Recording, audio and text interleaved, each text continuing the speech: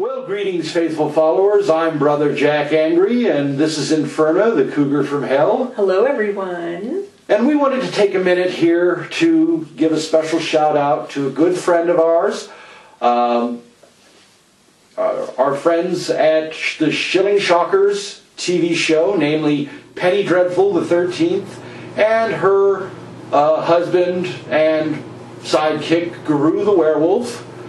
Their real-life counterparts, Danielle Gallagher and Magoo Gallagher, you know, they've had some rough times over the last year or so.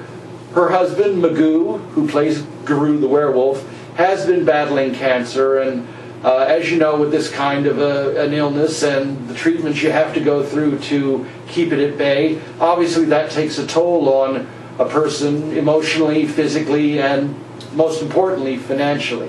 Family. Yes, and it takes a toll on the family. I know Penny's, or Danielle has taken up, to try and do her best to cover any lost income by working more than one job. And that's been especially hard on her, and, we salute her for that, and Magoo for everything he does. That's why we want to tell you about a site on GoFundMe.com. It's Magoo's medical expenses, and we'll be putting a link here at the bottom of this announcement here, and it may be on the screen right now. I'm sure you'll be able to see it, but please take a moment to go to the site, follow that link, and donate what you can, even if it's just a few dollars or as little as $5. Every little bit helps. This is going to help Magoo recap or recover what he's lost for wages, what he's lost for, it's going to help make his medical expenses, and it's going to help with the things, give him the peace of mind that he can concentrate on his fight and hopefully make a full recovery. And that's what we're all pulling for here. The crew, myself, Inferna, Brother James, Torrid, Dedra, we're all pulling for Magoo to make a complete recovery.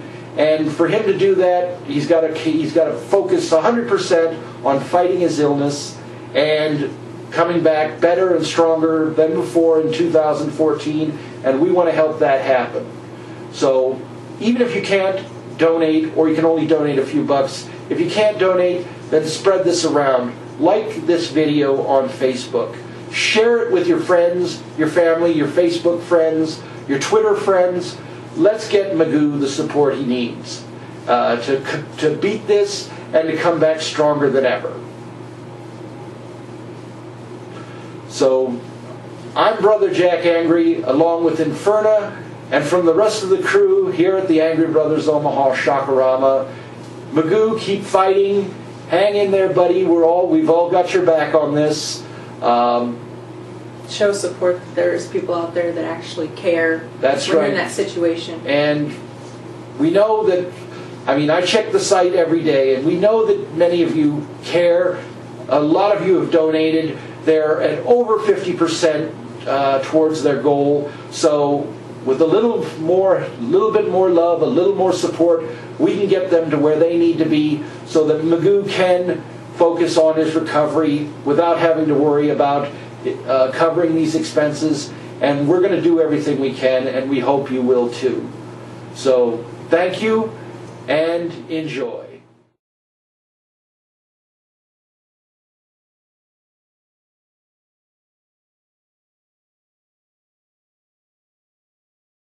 Well, greetings, faithful followers. This is your old pal, Brother Jack Angry, along with Inferna, the cougar from hell.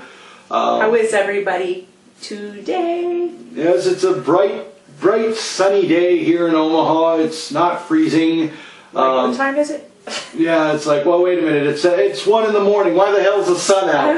Who ordered that crap? Day. It's like, say, somebody want to turn that sun down a notch? Damn, it's really freaking bright out in the morning. Sanjay, you want to turn that sun down a notch, please? That's just fire we got going. Yeah, it's like, look, part of the monastery is on fire. I think we better go do something about that. Shit. Yeah, who gives a shit? That's Smallberry's half of the building. And what the heck is this? us. Who did we chop up recently? Well, this is the remains of the last Scientology person that came to the house trying to, give us pamphlets and things, His eyes are bugging out. Yeah. What'd you do? I don't know. They're like twinkling and well, stuff. yeah, I threw him to Gulia, and I don't even want to think about I don't think that person was too excited to know that he's going to be cooked. Yeah, well, Gulia probably boned him to death or something, and yeah, she does like the bone. Oh, did I say that out loud? Bad, Jack. She says, like the bone. Oh my god. I'm thinking of Poison. Oh, the Poison song. There was a song. Something about boning. Yep. There was also a song. She don't eat the meat, but she sure likes the bone. Yep. She liked the bone. Yeah, that's a big strip. That's a big stripper song. I'm Maybe trying to that's remember. the one I'm thinking of. Yeah, that could be it. I can't remember who does that song, and I'm usually pretty good about that. But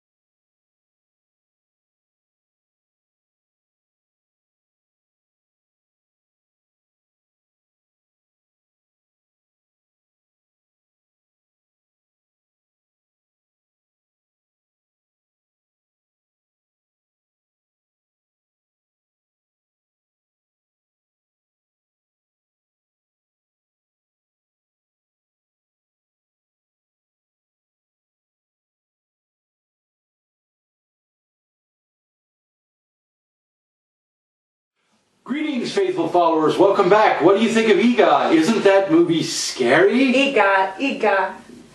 It's like, I don't know where they came up with that title. I mean, it's like, and the fact... What is Eegah? Well, Eegah is the name of the caveman, although I don't think he ever uses it because Richard Kiel's dialogue in this film was basically primitive grunts, screams, and groans. Really didn't have any dialogue to speak of.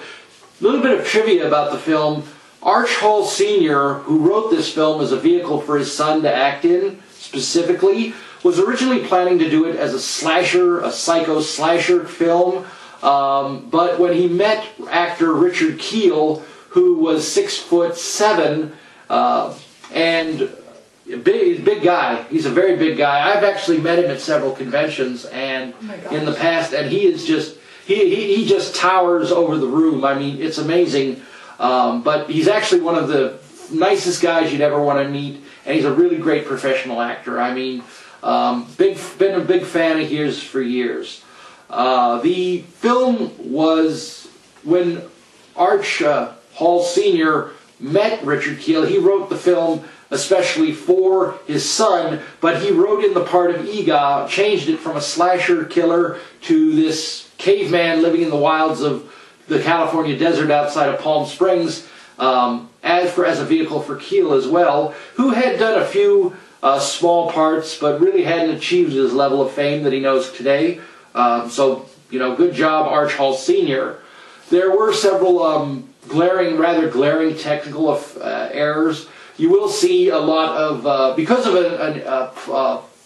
basically a screw-up on the part of the cameraman and the sound guy, the original dialogue was not recorded when they filmed. There was no, from the filming, when the filming process usually gets both the dialogue and the filmed image, but they only got the image. So what they had to do was they had to round up the whole cast, have them do this recording in a soundstage, reading from their scripts, and then it was dubbed in later on. So you will see a lot of instances in this film where the dialogue doesn't sync up with the movie. There was actually a scene where Arch Hall... Yeah, it's like... It's kind of like it's like Japimation, You'll see their mouths doing this for 5 minutes and all you'll hear is the word come out, yes! It's like a Godzilla movie, people. I mean, it's like people gotta love them. And then the little caption or the voice will say, "Oh look, it's Godzilla," and that's it. And the guy on the screen is waving his hands, pointing and doing this and this and this, and it's like, "Oh look, it's Godzilla." I'm it's like, scared. Yeah. Oh, like run, and things like that. But you'll see a lot of that through the film, and that adds to its charm. There was a scene in the film where Arch Hall's band is singing at a concert or a show, and you'll see Arch Hall strumming away on his guitar and doing this, and his mouth will be moving and there'll be no sound, and then suddenly out of nowhere he'll start singing, which means that, okay, their technical people weren't as good as what they thought they were.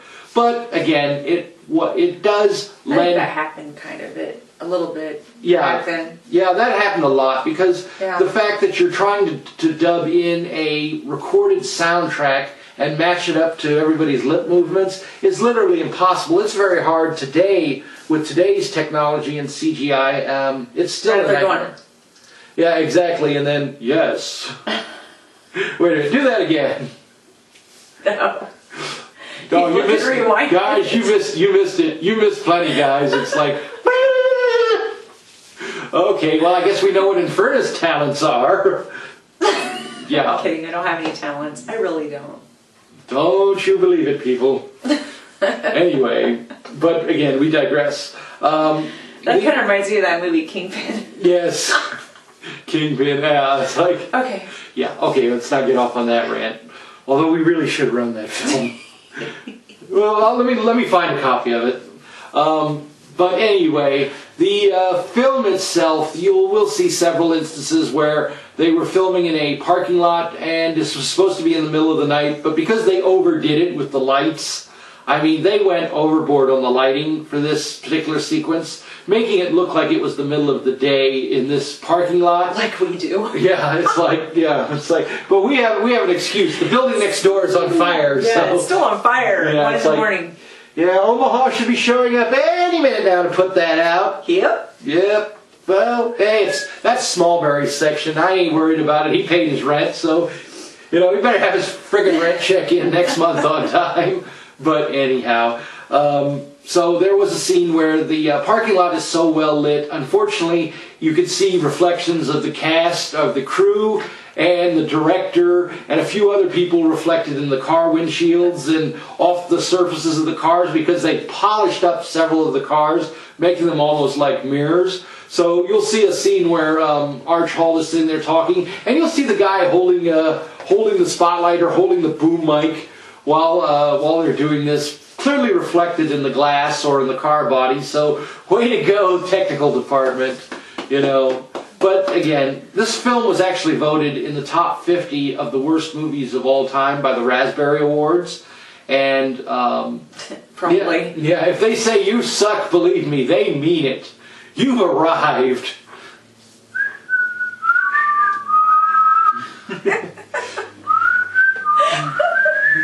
Okay, but we're going to let the film stand on its own merit, so we're going to get back to it. Eegah, starring Richard Kiel, here on the Angry Brothers Omaha Shakarama. Enjoy. Enjoy. Well, greetings, faithful followers. Welcome back. What did you think of Eegah? Wasn't Richard Kiel tall in that movie? Very, very, very tall. 6'7". I mean, it's like... That's as tall as the trees. There you go. It's like, I'd hate to have to buy clothes for that, dude. It's like... how's the weather up there, and and all that. I'm sure he's heard them all. That's why we don't crack tall jokes around. Probably wears a curtain for underwear. Well, I'm just thinking if the proportions are right, yeah, you girls should be real happy with that, It's like, his nickname is Tripod. You figure it out. I love Subway. Did I tell you that? Those footlongs are really good. Yes. Yeah, I've heard that, But actually, a Subway sandwich would taste really good right now. I mean, tuna delight, you gotta love those. Go Jared. Okay. Yeah, it's like, I'm sorry, that may have come out. Tuna. I love tuna. You can't. Love tuna. Yeah, Brother Jack hasn't been getting enough tuna these days. Believe me. Please believe me on that. But yeah. Anyway, moving on. It's like before. We both got off track there. Yeah, it's like sorry. It's like brain fart. Anyway. 12-inch tuna. Yeah, 12-inch tuna on whole wheat. Okay, so this guy is 6'7". Yeah, Richard Kiel is 6'7". The film again. This film was, as I said, was voted as one of the 50 worst films ever made by the Raspberry Awards. But it does add a special charm to the film, even with all its imperfections. We're giving the film for the ratings. We're giving it a 1.5 out of 5. We did like the film, Inferna and I. But, obviously the glaring technical errors, some of that, if you're going to be a purist about it, it will detract from the film. But as far as the schlock value and the spirit in which the film is done, we're going to give it a 5 out of 5 for that. This film is a staple of many horror hosts. And speaking of horror hosts, be sure to tune in Friday night. That is the 18th at 9 p.m. The Vortex, livestream.com/The Vortex. Our good friends Sluggo and the Crimson Executioner are running our show, The Angry Brothers Omaha Shakarama. I don't remember which movie they're running, but they are running us on their network.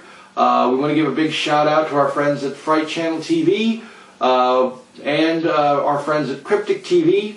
We've been contacted by both of them, great fans of the show, and they've given us big shout outs, so thanks guys, we do appreciate the thumbs up. And thank you, Lee Turner. Yes, and thank you to our good friend and patron, actor, producer, lawyer, Lee Turner.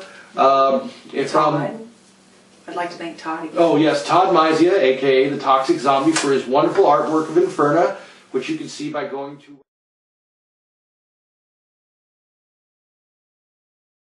our website at www.theangrybros.com/Inferna.